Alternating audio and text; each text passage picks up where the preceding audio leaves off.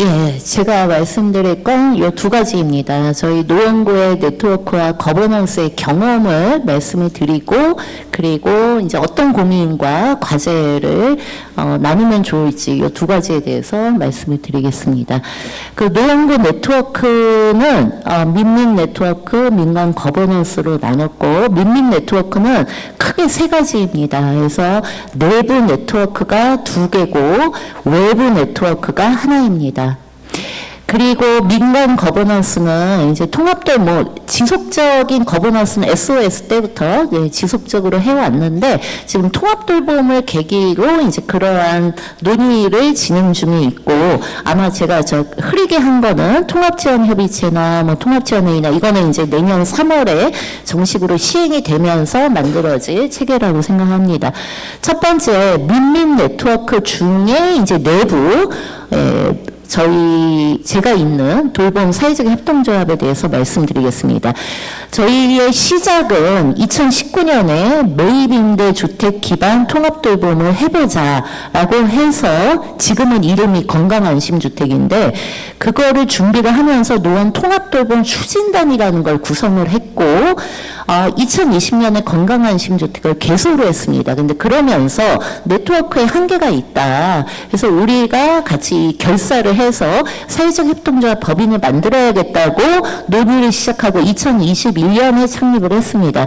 저희의 성격은 연합법인이에요. 그래서 자활센터, 주거복지센터, 먹거리 사회적 기업, 함께 걸은 의료사역, 자활센터들 이렇게 같이 참여를 하는 연합법인입니다. 저희 역할은 제대로 하지는 못하지만 어쨌든 저희가 설정한 역할은 그 당시에 주거부터 시작을 해서 주거뿐만 아니라 먹거리라던가 여러 가지 영역에서 통합돌봄의 각 영역의 필요를 조직화해서 이러한 의제를 지역에 제안하고 이거를 정책화하고 사업으로 만들어내자라는 게 이제 저희의 그 설립 배경입니다. 두 번째, 저희 그 내부 네트워크는 이제 서비스를 직접 제공하는 서비스 제공 조직 네트워크가 있습니다. 앞에서 우리 그 광역 추진이 얘기하면서 말씀을 드렸는데, 2019년에 저희 구가 SOS 시범구였고, 우리 동네 나눔 반장 시범 사업을, 선행 사업을 2019년부터 진행을 했습니다. 그렇게 만들어진 우리 동네 나눔 반장이 쭉 진행이 됐고요. 저희가 중간에 보건복지부 사회서비스 분야 이 공모사업을 진행을 하면서 2년 동안 우리 동네 함께 돌봄 사업단이라는 이름으로 좀 진행을 했었습니다. 그래서 지금 돌봄 SOS 관련한 서비스 제공 조직 네트워크는 지금도 진행은 되고 있는데, 좀 중간에 끊기긴 했지만 2024년 하반기부터 주거 편의 서비스 제공기관 중심으로 현재 모이고 있고, 이거는 이제 다른 서비스 영역까지 다 포괄하는 걸로 확대 재편하려고 고민 중에 있습니다. 예, 이제 외부 얘기를 드리면, 저희가 2024년에 이제 내부에서 어떻게 우리가 좀 하면 좋지? 이런 고민들을 하다가 돌봄법이 딱 제정이 됐어요. 24년 3월에. 그래서 우리가 그러면 이게 돌봄법이 뭔지 공부 좀 해보자 라는 걸로 시작을 했습니다.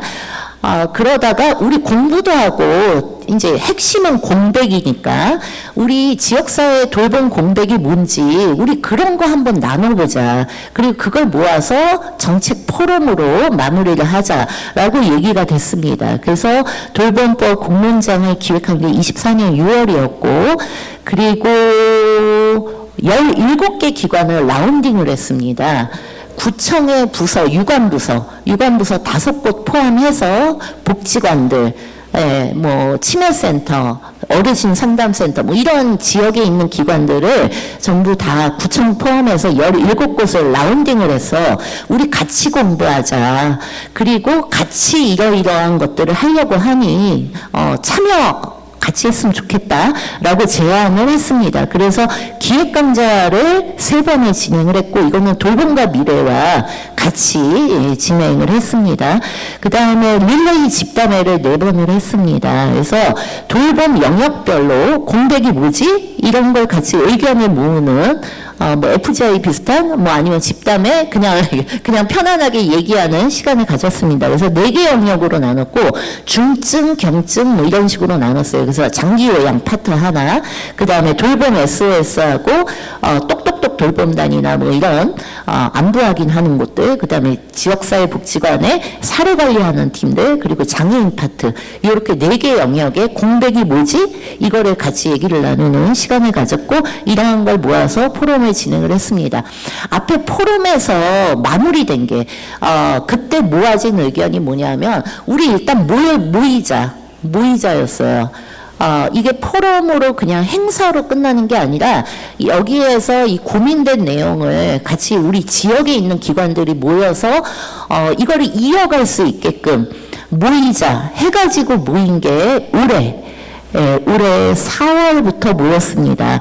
저희가 이름이 노원통합돌봄협의체라고 이름을 지었는데 이게 왜 법률적으로 만들어야 되는 통합지원협의체하고 이름이 너무 유사해서 헷갈린다. 뭐 의사회나 공단에서 아니 우리 빼고 협의체 만들었어? 뭐 이렇게 오해할 수 있다. 그래갖고 이름을 바꿔달라고 요청을 해서 저희가 9월 16일 회의 때 통합돌봄 네트워크라고 이름을 변경을 했습니다.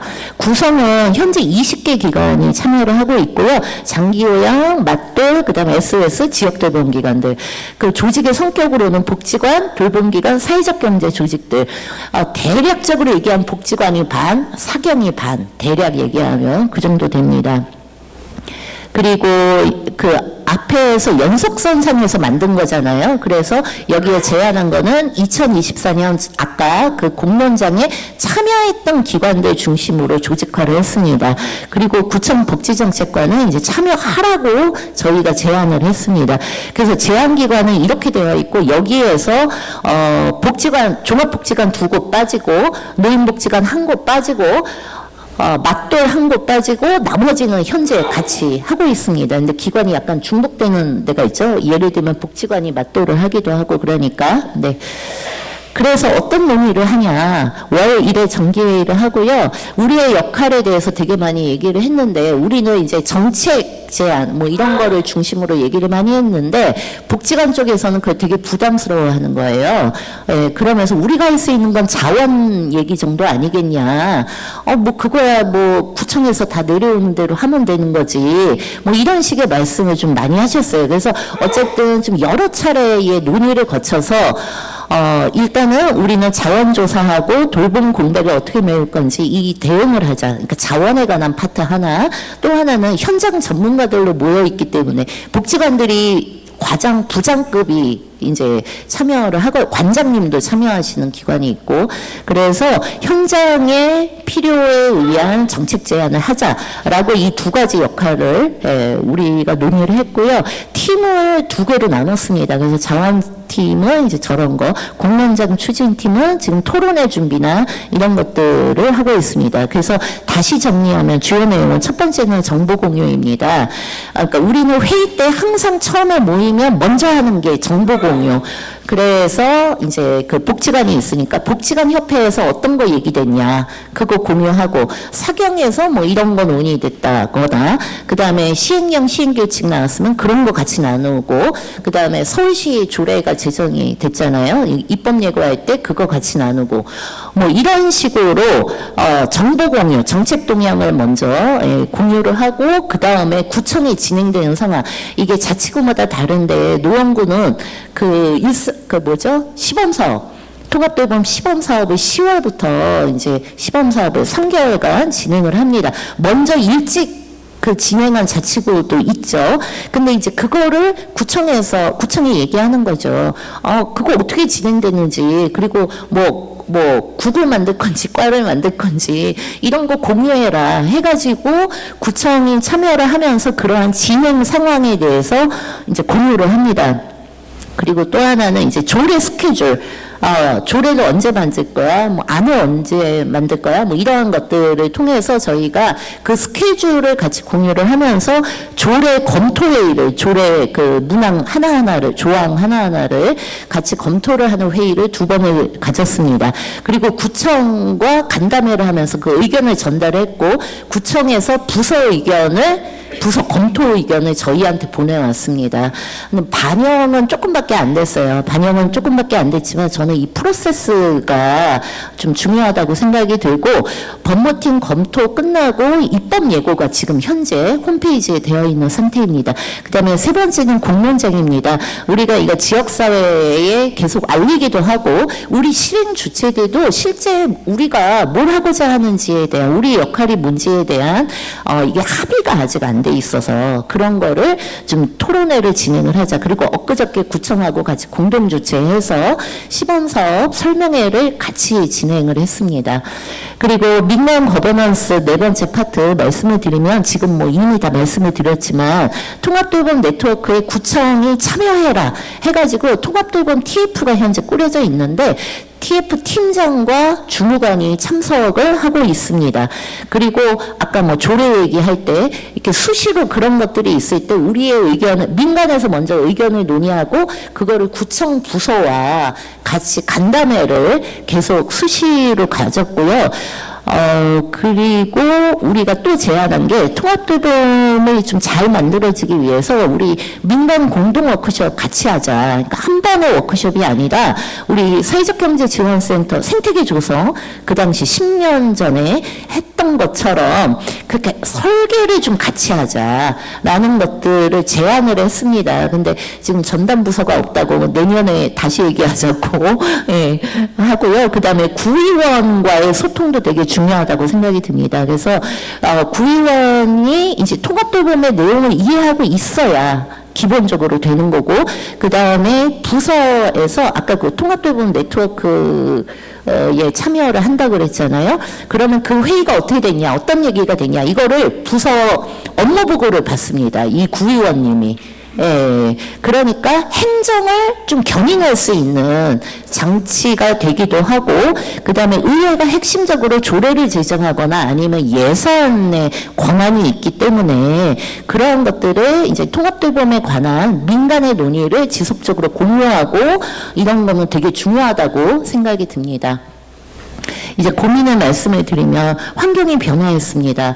아까 2020년 서울시 돌봄 SOS 그때는 중간지원 조직이 이제 중심이 돼서 많이 진행을 했지만 지금은 그 생태계가 많이 깨져 있기 때문에 지금 당사자 조직 중심으로 좀 이렇게 움직이고 있고요. 그 다음에 주요 사업이 그 당시에는 SOS라는 눈에 보이는 가시적인 사업이었습니다. 아주 구체적이었죠. SOS 서비스를 사회적 경제가 어떻게 제공할 거냐, 품질 관리 어떻게 할 거냐, 어떤 네트워크를 가져갈 거냐, 이건 너무나 구체적인 눈에 보이는 것이었지만 지금은 눈에 보이지 않습니다. 그래서 생태계 조성 및 복원이라는 이 넓은 과제를 우리가 좀 부여받고 있다고 생각이 들고 자원도 지금은 없습니다.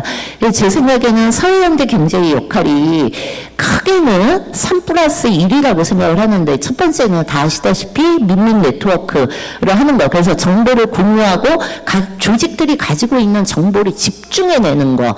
아니 나만 알고 있는 게 아니고 그 정보를 집중하는 게 필요하다. 그리고 당신들의 필요가 뭐냐 이런 것들을 좀 조직화해내는 작업이 필요하다. 그리고 방식은 개별 조직이 할 일과 그 다음에 네트워크가 할 일을 분리하는 것.